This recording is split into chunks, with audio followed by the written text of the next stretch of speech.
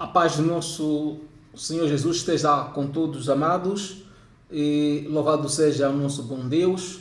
Amados irmãos, quero saudar a todos, membros deste movimento missionário Céus Abertos. Nós não somos uma congregação, não somos uma igreja, apenas somos uma assembleia de almas que amam a Deus, de almas sedentas em estudar a palavra de Deus, de almas, com fome de conhecer a Deus.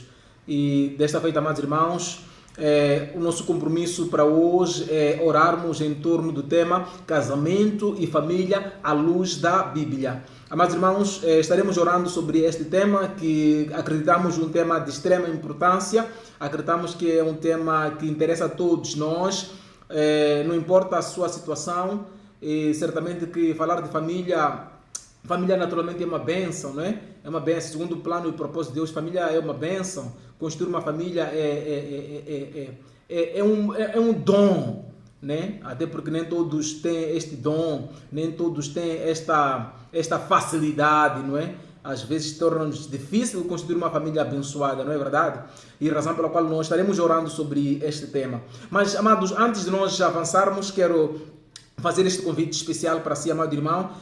Se ainda não se subscreveu nos nossos canais, por favor, queira fazer a subscrição. Temos o nosso canal no YouTube, Céus Abertos, Evangelho Motivacional. Mas também temos o canal e grupo WhatsApp, onde nós temos estado a partilhar o devocional. Dia após dia nós partilhamos lá mensagens de encorajamento, assistência, oramos uns pelos outros, partilhamos uma palavra para o fortalecimento espiritual e alimentamos dessa forma o nosso espírito. Mas, irmãos, sem mais delongas, a nossa oração hoje em torno do casamento e família à luz da Bíblia estará centrada em duas passagens bíblicas que passo desde já a ler para podermos estarmos juntos contextualizados. O primeiro versículo, a primeira leitura, vamos encontrar no livro de Gênesis capítulo 2, a partir do versículo 21, que diz assim a palavra do Senhor. Então, o Senhor Deus fez cair um sono pesado sobre Adão, e este adormeceu, e tomou uma das suas costelas e cerrou a carne em seu lugar. E da costela que o Senhor Deus tomou do homem, formou uma mulher, e trouxe-lhe a Adão. E disse Adão: esta é agora osso dos meus ossos, e carne da minha carne. Esta será chamada varoa, porquanto do varão foi tomada. 24. Portanto, deixará o varão o seu pai e a sua mãe, e apegar-se-á a sua mulher, e serão ambos uma carne. Aleluia. E, amados irmãos, a segunda passagem que estaremos também meditando em torno para podermos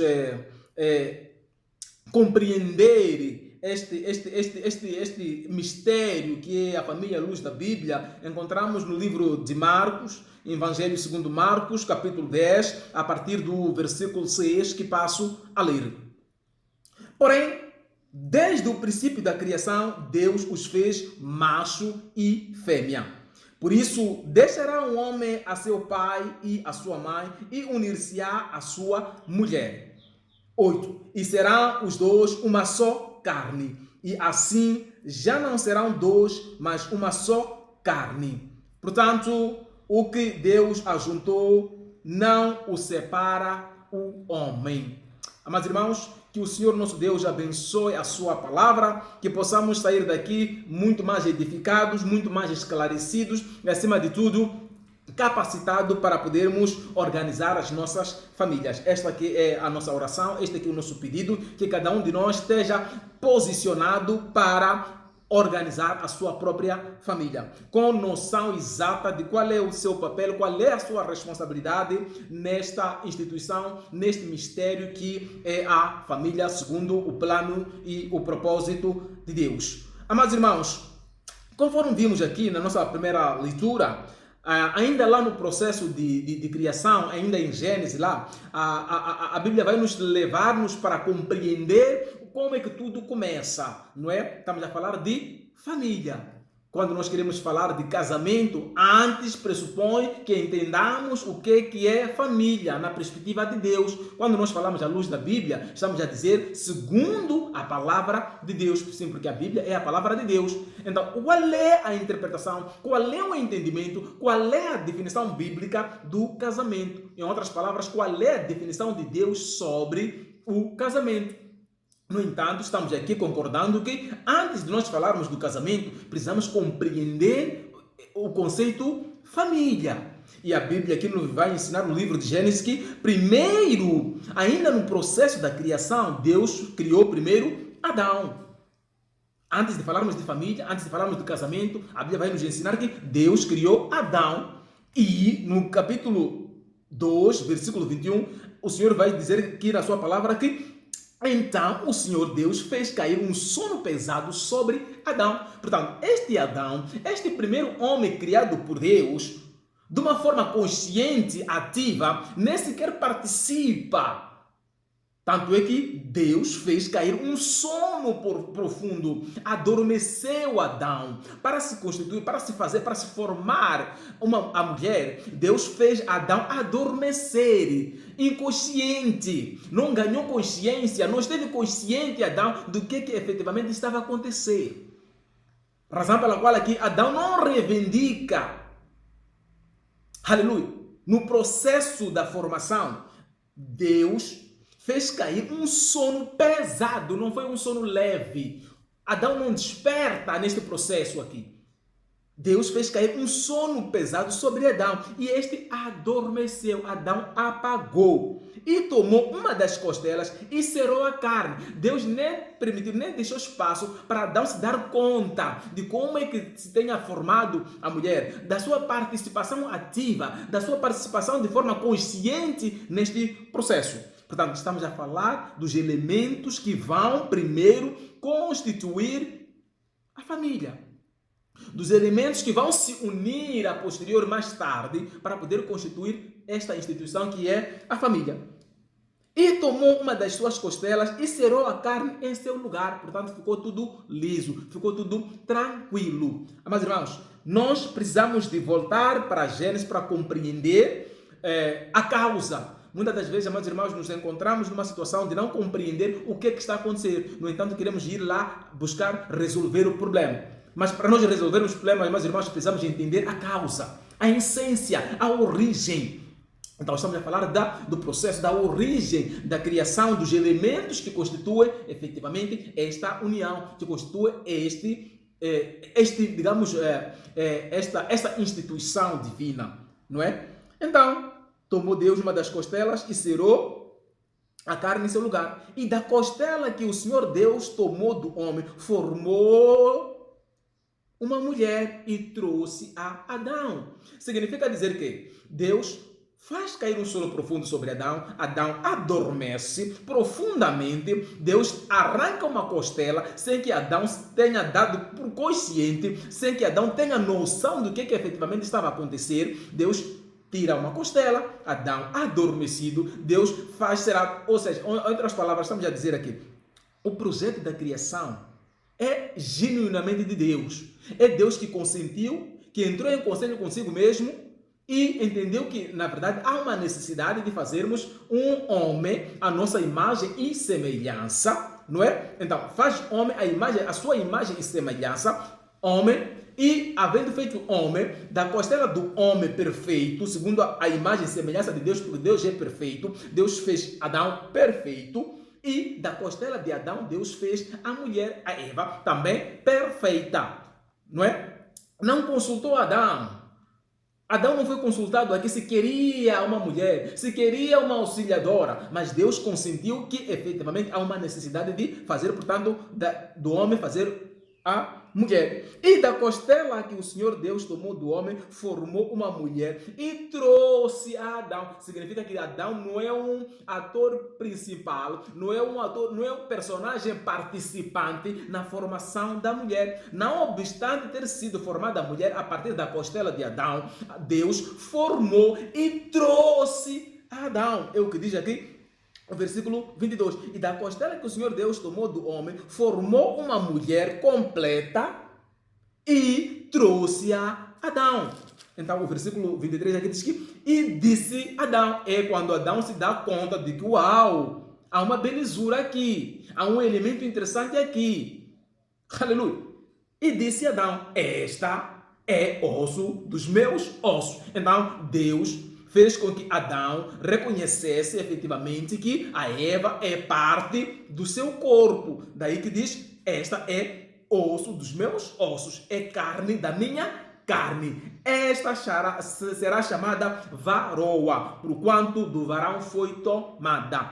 Lembremos, amados irmãos, que Deus deu a Adão autoridade e autonomia de nomear toda a criação de Deus, de dar nome. Então é aí que Adão faz este uso desta faculdade, deste direito, digamos, desta autoridade conferida por Deus de nomear. Então, portanto, da varoa foi tomada, ou seja, esta será chamada varoa. Então é Adão que intitula a mulher feita, a Eva, neste caso em particular, de varoa, porquanto do varão foi tomada. Portanto, deixará o varão o seu pai e a sua mãe e apegar-se-á à sua mulher, dando desta feita início à constituição desta instituição que nós chamamos família. Deixará o varão, o Adão, o homem, a seu pai, neste caso, a seu pai e a sua mãe, a sua parentela, os seus progenitores, e vai se apegar, vai se unir, vai estabelecer um vínculo de união, um contrato com a mulher. E serão ambos uma só carne. Portanto, deste vínculo, desta união, Adão deixa de ser Adão, Eva deixa de ser Eva, mas já passa a ser o quê? Uma família. Ambos unidos. Passam a ser o quê? Uma única carne. Passam a falar a mesma língua. Passam a partilhar os mesmos sentimentos. Passam a partilhar os mesmos ideais. Passam a partilhar os mesmos projetos. Os mesmos sonhos.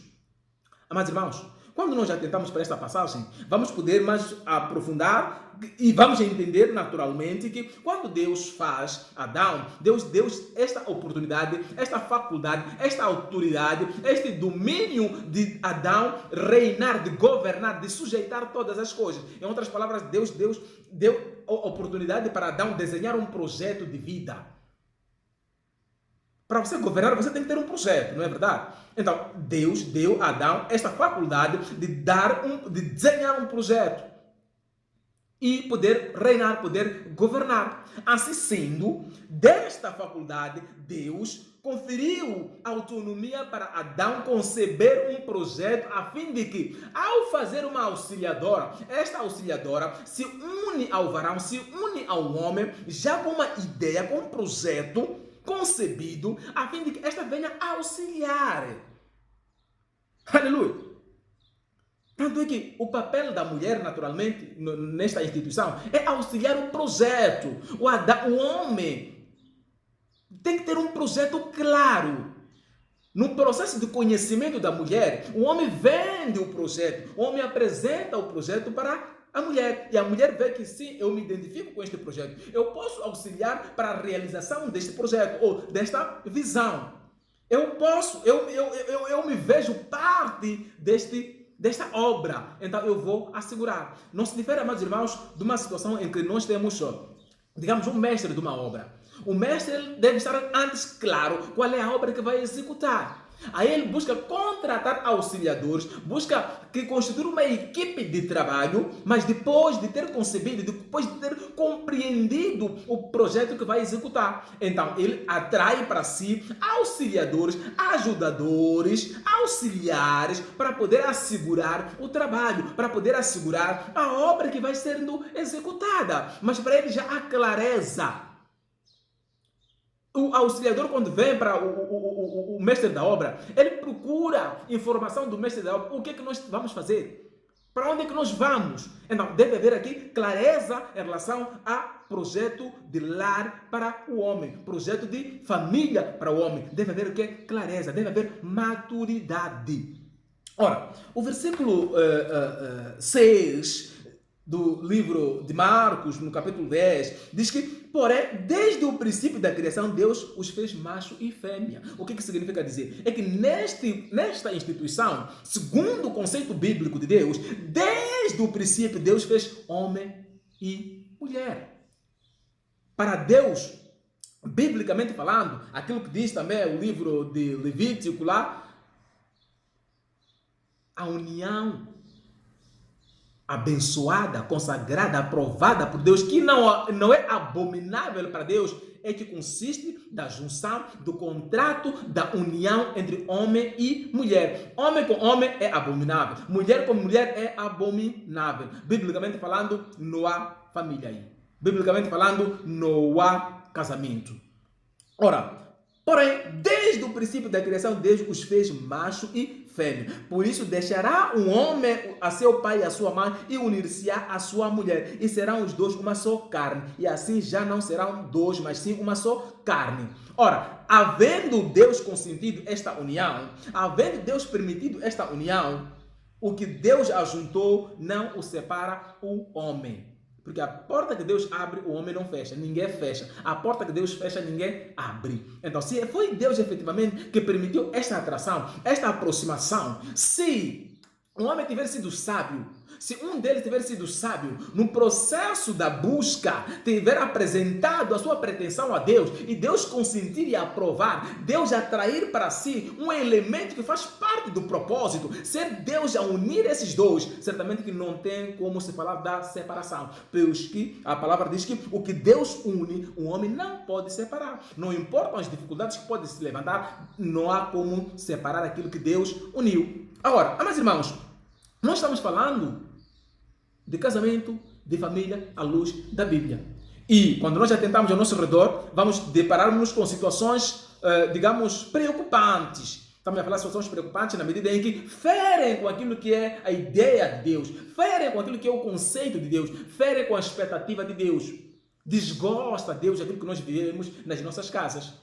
Então, razão pela qual nós levantamos este ponto de oração, a fim de que haja intervenção de Deus, haja correção, onde há erro, onde há desvio, onde há pecado, onde há manifestação satânica, onde há interferência negativa, onde há interferência de outros espíritos que não é o Espírito Santo de Deus. Aí atraímos o favor de Deus, atraímos a graça, clamamos pela intervenção de Deus, a fim de que Deus intervenha, Deus nos ajude, Deus nos capacite, nos fortaleça, a fim de que possamos viver numa instituição abençoada, um casamento abençoado, possamos constituir lares abençoados. Sempre que, a partir do momento que nós contrariamos este princípio divino, certamente que o que nós esperamos não é bênção. Não é bênção. Não é a vontade de Deus que nós vamos testemunhar nos nossos lares. Então, amados irmãos, eu quero crer que este assunto de casamento mexe com todos nós. De qualquer das formas, todos nós temos a necessidade de orar pelos nossos casamentos. Amados, quando nós falamos de casamento, logo a priori nós estamos a falar de uma batalha. Porque se é o casamento, é algo que Deus aprova, é algo que Deus abençoa, certamente que o inimigo, Satanás, estará tudo fazer para destruir. Razão pela qual, havendo vontade de Deus, havendo vontade ou interferência satânica, aí há uma batalha. Constituir uma família, meus irmãos, constituir um lar, um casamento abençoado, pressupõe uma batalha. Pressupõe uma batalha. Só de pensar, de ter o desejo e vontade de constituir uma família, você deve estar preparado para encarar uma batalha, porque o inimigo não vai deixar fácil. Razão pela qual uma das estratégias do inimigo para desgraçar, para destruir, para frustrar as nossas expectativas, para frustrar um ministério, para frustrar um chamado, para frustrar um propósito, é atacar exatamente a família. Porque sabe que atacando a família, a pessoa fica fragilizada. Razão pela qual nós precisamos lutar pelas nossas famílias, precisamos interceder pelas nossas famílias, precisamos orar pelas nossas famílias. Cada um de nós tem uma família.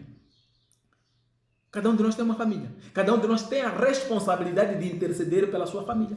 Por isso que o Jesus diz que, olha, não importa aquilo que vocês queiram, as vossas escolhas. No entanto, eu tomo uma decisão. É preciso nós tomarmos uma decisão. Eu e a minha família serviremos ao Senhor.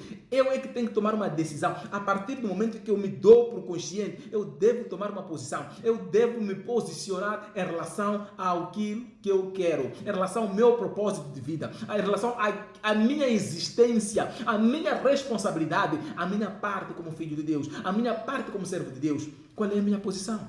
Eu e a minha família. A quem vamos servir? Aleluia! Então, amados irmãos, é apenas uma introdução. O nosso propósito, naturalmente, é orarmos. E para nós orarmos, efetivamente, precisávamos ter um entendimento. E ter um entendimento significa, amados irmãos, visitarmos a origem da constituição desta instituição que é a família. Visitarmos os pressupostos para a existência desta família. E até porque não entendermos efetivamente qual é o propósito de Deus ao unir, portanto, este homem, esta mulher. Sim, porque diz aqui a palavra de Deus que aquilo que Deus ajunta, o homem não pode separar. Hoje em dia, amados irmãos, o que nós temos visto é que por causa das dificuldades que se levantam e a preferência pelo divórcio, as pessoas se unem, chega um momento em que já preferem se separar. Amados irmãos, se for da vontade de Deus, divórcio não é solução. Divórcio não é solução. Se for Deus que uniu, naturalmente, quem toma a iniciativa de avançar para o propósito de pedido de divórcio está a ferir a vontade de Deus. Está a cometer um pecado. Está a pecar contra Deus. Independentemente do problema que se vai levantar, é preciso buscar sempre a direção em Deus. É preciso buscar a solução em Deus. Não há constituição de uma família abençoada, de uma família onde há paz, onde há alegria, onde há entendimento, onde há respeito, sem o espírito de perdão. Todos nós somos falhos. É o homem, é a mulher, todos nós temos erros, todos nós temos as nossas falhas. No entanto, precisamos perdoar-nos uns aos outros. Precisamos respeitar-nos uns aos outros. Todos nós somos importantes. É homem, é mulher, são os filhos, todos são importantes. Precisamos atrair a presença de Deus. Precisamos consagrar o nosso lar, consagrar a nossa família, consagrar o nosso casamento a Deus. Amados, tudo isso pressupõe uma vida de oração. Por isso que a Bíblia diz que orai sem cessar. Não temos como superar, não temos como vencer as dificuldades que nós enfrentamos nos nossos lares se nós não levarmos uma vida de oração. Se nós não entendermos que tudo isso que está a acontecer é uma batalha. A convivência no casamento já é uma batalha. Por isso que o apóstolo Paulo diz que a nossa luta não é contra carne e sangue, não é contra a sua esposa, não é contra o seu esposo, não é contra os seus sogros, não é contra os seus familiares, mas é contra os espíritos. E você tem que atuar no espírito. A batalha é espiritual. Você tem que agir no espírito para guerrear contra os espíritos que se opõem a esta bênção, que se opõem a esta paz que nós almejamos, que você deseja, a esta harmonia que você pretende na sua casa, no seu lar. Você tem que agir espiritualmente. E a Bíblia diz que a inclinação da carne é morte, mas a inclinação do espírito é vida e paz. Amados irmãos, o testemunho físico de alegria, de bom relacionamento, pressupõe que nós tenhamos de viver essa manifestação primeiro no espírito. O que é aparente? Pela fé, nós cremos que é originário daquilo que não é visível, do invisível, do espiritual. O espiritual antecede, vem primeiro antes do físico. A Bíblia diz que nós vivemos pela fé, o justo vive pela fé. Nós cremos que este problema que está a acontecer, esta diferença, essa distância, este desentendimento é originado por uma confusão na arena espiritual. Então, eu tenho que me posicionar no espírito para guerrear a favor da minha família, para interceder pela minha família, para clamar a Deus, a fim de que venha intervir, venha me ajudar. Amados, quando nós oramos a Deus, não é para que Deus afaste de nós as dificuldades. Muito pelo contrário, é para que Deus nos capacite, nos fortaleça, a fim de que nós possamos lidar com as dificuldades. Quem deve lidar com as dificuldades do casamento somos nós. Quem deve lidar com as dificuldades do lar somos nós. É homem, é mulher, todos nós temos a responsabilidade de lidar com o dia a dia do nosso casamento. No entanto, buscamos sabedoria em Deus, buscamos auxílio em Deus, buscamos nos fortalecer em Deus para podermos efetivamente enfrentar e vencer.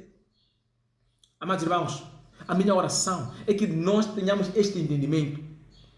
Nós tenhamos espaço para dia após dia pararmos 1 minuto, 2 minutos, 5 minutos, orarmos pelas nossas famílias. Vamos dar uma pausa no espírito de acusação, no espírito de ataque, na violência, na agressão, no desrespeito, nos insultos. Vamos parar com isto, amados irmãos. Vamos aprender a colocar tudo nas mãos de Deus.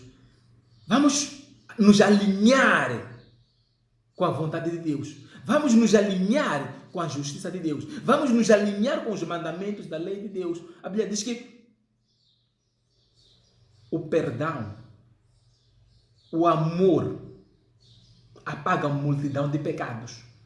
Não importa os pecados que nós tenhamos, não importa os nossos erros e as nossas falhas. Quando nós agimos com amor, quando nós perdoamos, Deus perdoa-nos também. Quando nós agimos com amor, Deus perdoa os nossos pecados e, acima de tudo, estamos manifestando Deus. Sim, porque nós somos Deus aqui na terra, amados irmãos. Cada um de nós representa Deus aqui na terra. Aleluia! Razão pela qual devemos lidar com a situação do nosso casamento com amor. A violência tem que ser espiritual. Por isso que a Bíblia diz que desde o tempo de João Batista, o reino dos céus é atraído pela violência. E a Bíblia diz que o reino de Deus é paz, é justiça e é gozo no Espírito Santo, não é? Nós queremos paz na nossa casa, na nossa família. Nós queremos alegria, nós queremos satisfação, queremos bem-estar. Mas esse bem-estar é resultado de uma violência espiritual, porque o inimigo não quer isso. O inimigo está lutando, Satanás está fazendo de tudo para destruir a nossa família. Então nós devemos ser violentos no espírito, na oração, não na nossa relação com o nosso parceiro, com a nossa parceira. Se nós temos uma força, se nós temos uma pujança, que seja descarregada no espírito, a fim de que atraiamos a manifestação do reino de Deus na nossa casa, na nossa família. Mas irmãos, ora a Deus para que o espírito que está tentando desgraçar a sua família caia por terra agora em nome de Jesus. Que o poder das trevas sobre a sua casa, as muralhas, os obstáculos, as barreiras na sua mente, na sua casa, na sua família, sejam canceladas agora em nome do Senhor Jesus Cristo. Caia por terra agora o espírito da divisão, o espírito da confusão, o espírito do divórcio. Tudo eu prefiro me divorciar, eu prefiro desistir, eu já não vou mais dar. Em nome de Jesus, eu cancelo agora esse espírito. Receba agora o espírito de paz. Receba agora o espírito de sabedoria, para que possa lidar com as circunstâncias, para que possa lidar com as diversidades, para que possa lidar com as tentações, para que possa lidar com as tribulações. Receba o espírito de sabedoria agora. Haja sabedoria em si agora em nome de Jesus. Haja sabedoria em nome do Senhor Jesus. Declaro sabedoria. Receba sabedoria. Que Deus lhe conceda sabedoria para que possa gerir, para que possa enfrentar e, acima de tudo, resolver os problemas pacificamente. Resolver as diferenças na sua casa, na sua família, de uma forma pacífica. E que Deus seja glorificado na sua casa. Em nome do Senhor Jesus. Graças a Deus. Amém. Amado irmão, junte-se a nós. Participe nos nossos movimentos. Participe nos nossos programas de oração, de intercessão, de estudo da palavra. Partilhe os nossos canais, Céus Abertos, Evangelho Motivacional no YouTube. Temos na plataforma WhatsApp, grupo e canal WhatsApp, Céus Abertos. Solicite, faça um comentário, peça uma oração, dê um comentário, sugira um tema, envolva-se. Nós não somos uma igreja. E a condição para fazer parte deste movimento não é você se desmembrar, não é você se desassociar da sua igreja. Continue participando, continue respeitando o protocolo da sua igreja. No entanto, junte-se a nós, porque todos nós somos membros do mesmo corpo onde Cristo é o cabeça. Que Deus seja glorificado. Em nome do Senhor Jesus. Amém. Graças a Deus. Até mais. Deus te abençoe.